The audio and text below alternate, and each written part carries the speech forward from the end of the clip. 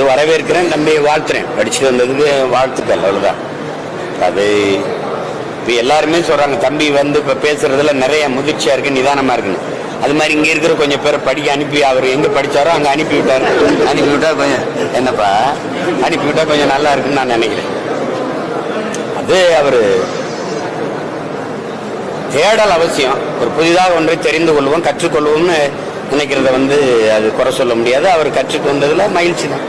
ஒரு 3 மாத காலம் வெளியிருந்து ஒரு கடினமான ஒரு கல்லூரியில படிக்கிறீங்க.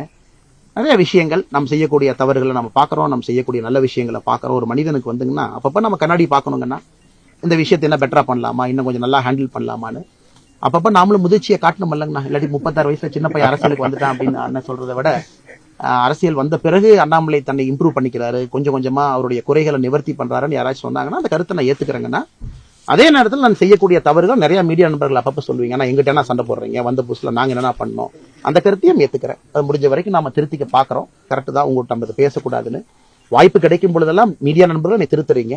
அதை நான் ஏற்றுக்கொள்வது அரசியல்வாதியினுடைய கடமை. நான் சொல்வதான் சரி நெப்பு சொல்லக்கூடாதுங்கன்னா, நிறைய தவறுகள் செய்திருக்கின்றேன். அதை சுட்டி காட்டும் பொழுது கண்ணாடியை பார்க்கறேன், என்னை திருத்திக்கிறேன். நல்ல விஷயம் செய்யும் பொழுது பாராட்டுறீங்க, அதையும் ஏத்துக்கிறேங்கன்னா. அதனால சீமானனை பொறுத்தவரை ஒரு அண்ணன், மாறுபட்ட கோணம், வேறு வேறு பாதை, சித்தாந்தம் வேறு, எல்லாம் வேறு. அரசியல் இருக்கும், 2 பேரும் தமிழ்நாட்டுக்காகத்தாங்க நான் இருக்கோம். அதில் தவறு இது இல்லையாங்கண்ணா.